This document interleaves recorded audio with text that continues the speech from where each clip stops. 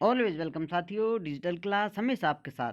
साथियों, अपनी theory of machine की सीरीज चल रही है। जो भी कंटेंट अब तक आपने पढ़ा है और आगे इस वीडियो में पढ़ने वाले हैं, सारा कंटेंट आपको पीडीएफ फॉर्मेट में अवेलेबल है। जिस तरह से मैकेनिकल इंजीनियरिंग जनरल नॉलेज की सीरीज कंप्लीट अवेलेबल है। इन नोट्सों का इस्तेमाल आप SSC, RRB state, JEE, GATE, BTech, AMIE के एग्जामिनेशन के लिए कर सकते हैं। इससे पिछली वीडियो में हमने जाना था पैरेलेलोग्राम लिंकेज, डेल्टोइड लिंकेज के बारे में हमने डिटेल में जान लिया था और इनके कुछ एग्जांपल देख लिए थे। कहाँ क्रैंक क्रैंक, कहाँ रॉकर क्रैंक, कहाँ रॉकर रॉकर आपको मोशन मैकेनिज्म देखने को मिलते हैं। ये सब हमने जान लिया था, आपको बताया था। अब आते हैं साथियों सिंगल स्लाइडर क्रैंक मैकेनिज्म की तरफ। जैसा अब तक हम स्टडी करते आ रहे हैं, लिंक कनेक्टेड होती है इस प्रकार से। एक लिंक है, सेकंड इसको क्रैंक नाम बोल देते हैं, इसको कपलिंग रोड बोल देते हैं, इसको स्लाइडर नाम बोल देते हैं।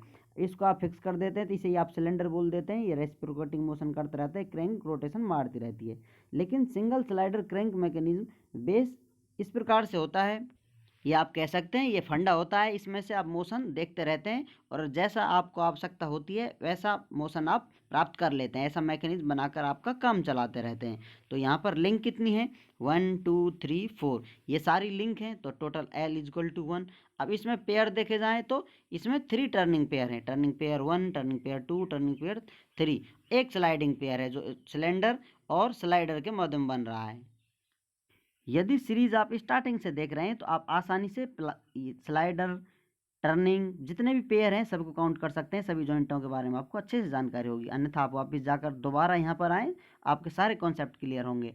अब जानते हैं विद्वानों inversion of single slider crank mechanism. जो ये मैकेनिज्म बना हुआ है इसके इन्वर्जन आप देखना चाहें तो किस प्रकार से आप इनका इस्तेमाल कर सकते हैं। यदि आप इनमें से सिलेंडर फिक्स कर देते हैं, जैसा आपको बताया था, इस लिंक को नाम सिलेंडर दे रखा है, इसको क्रैंक, कपलिंग रोड, स्लाइडर ये नाम दे रखे हैं। आप चाहें तो लिंक 1 2 3 नाम दे सकते हैं, लेकिन यहाँ पर आप समझाने के लिए आपको सिर्फ नाम देकर संबोधित किया जा रहा है। सिलेंडर को आप फिक्स करते हैं तो ये आईसी इंजन बन सकता है या फिर रेसिप्रोकेटिंग कंप्रेसर बन सकता है, जैसा आपको बताया था। यदि आप यहाँ पर इसको पावर देते हैं घुमाने के लिए क्रैंक को, तो आप यहाँ पर कुछ लगा दें तो यहाँ पर ये कंप्रेसर का कार्य करने लग जाएगा।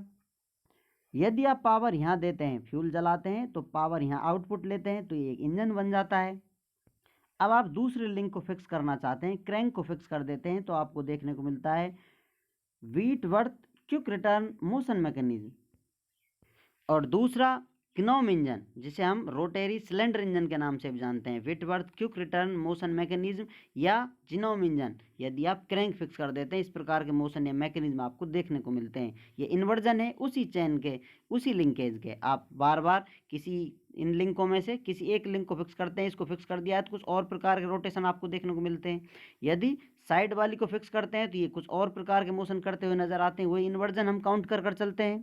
सेम प्रकार के मोशन को हम काउंट नहीं करते इन्वर्जन में। तो अब हम आते हैं थर्ड कनेक्टिंग रोड की तरफ। यदि हम, अब तक आपने सिलेंडर इस लाइन को, इस लिंक को फिक्स कर लिया था, इसके बाद आपने फिर क्रैंक को फिक्स कर कर देख लिया है। अब कपलिंग रोड को, यदि कनेक्टिंग रोड या कपलिंग रोड को, इसको आप फिक्स करके देखते हैं तो किस प्रकार के मोशन आपको देखने को मिलते हैं। कनेक्टिंग रोड फिक्स्ड कर दी है आपने तो crank and slotted lever quick return motion mechanism आपको देखने को मिलता है। सेकंड, ओसिलेटिंग सिलेंडर इंजन, इस प्रकार के मोशन या मैकेनिज्म आपको देखने को मिलते हैं। नंबर फोर्थ, यदि आते हैं आप स्लाइडर को ही फिक्स कर देते हैं तो ये अब आपका बन जाता है हैंड पंप। इस प्रकार के मैकेनिज्म हम आसानी से समझ सकते हैं। यदि एक एक लिंक को आप फिक्स कर कर उसके मोशन मैकेनिज्म या फिर उस पर मोशन ट्रांसफर कराना चाहते हैं तो इस प्रकार के अरेंजमेंट से इस प्रकार के मोशन हमको देखने को मिलते हैं। अब इनमें से हम जान लेते हैं कुछ मुख्य मोशनों के बारे में, किस प्रकार से crank and slotted lever quick return mechanism काम करता है।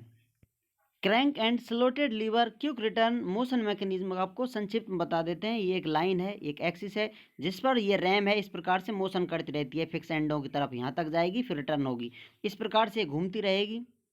इसे चलाने के लिए इस प्रकार का कोई रॉकर या लीवर लगा हुआ है जो यहाँ सेंटर, इस पिवोट पॉइंट पर कनेक्टेड है। दूसरा यहाँ पर सेंटर पर एक क्रैंक कनेक्टेड है। तो एक लिंक ये रही है अपनी, एक लिंक ये है।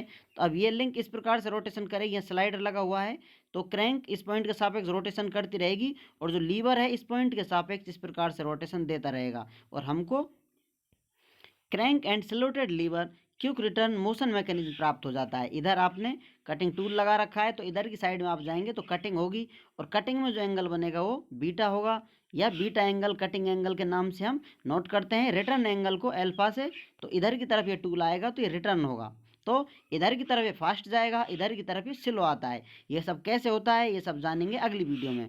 उम्मीद करते हैं विद्वानों वीडियो में दी गई अब तक की जानकारी आपको अच्छे से समझ में आई होगी। अभी आपका कोई कन्फ्यूजन है तो आप हमसे कमेंट कर पूछ सकते हैं। साथियों आप चाहें तो कॉन्टैक्ट कर सकते हैं, कॉन्टैक्ट लिंक आपको वीडियो डिस्क्रिप्शन में मिल जाएगा। वीडियो को अंत तक देखने के लिए, चैनल को सपोर्ट करने के लिए आपका दिल की गहराइयों से बहुत बहुत धन्यवाद। मिलते हैं नेक्स्ट वीडियो में। जय हिंद, वंदे मातरम।